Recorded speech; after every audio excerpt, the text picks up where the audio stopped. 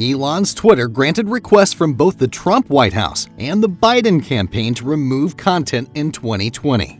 According to a thread published by independent journalist Matt Taibbi, Twitter in 2020 granted requests from both President Donald Trump's White House and candidate Joe Biden's campaign to remove content.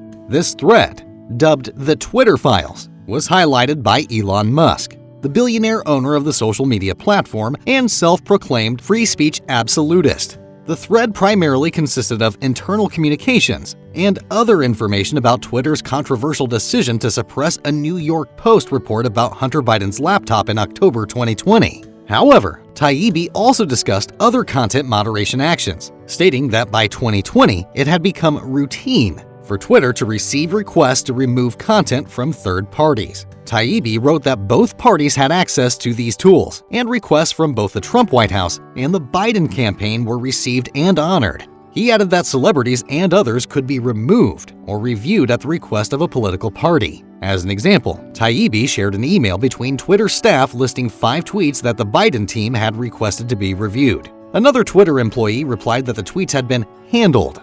Taibbi did not provide information about the content of the tweets, but several of the tweets archived in the Wayback Machine appeared to contain images of Hunter Biden that would have violated Twitter's terms of service under its non-consensual nudity policy. In response to the screenshot of this request, Musk tweeted, "If this isn't a violation of the Constitution's First Amendment, what is?"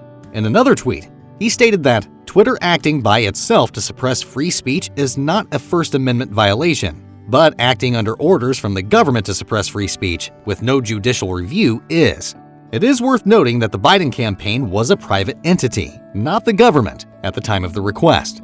On the other hand, the Trump White House was the government, but Musk did not mention reports that they also made and were granted requests. Taibbi did not provide evidence that the White House or Biden campaign ordered or coerced Twitter into removing content. It is worth noting that the government asking a private company to do something and the company agreeing is not necessarily a violation of the First Amendment, as David French wrote in The Atlantic. Taibbi did not include any additional details or example of a request from the White House. Taibbi claimed that the request and removal system favored Democrats, citing campaign donations made by Twitter staff. However, he did not provide evidence to support this claim, or that tweets were removed that did not violate the terms of service. It is worth noting that Twitter's controversial decision to initially block the Post story about Hunter Biden, the main focus Taibbi's thread, primarily impacted Republicans. For example, White House Press Secretary Kayleigh McEnany was temporarily locked out of her personal Twitter account after sharing the story.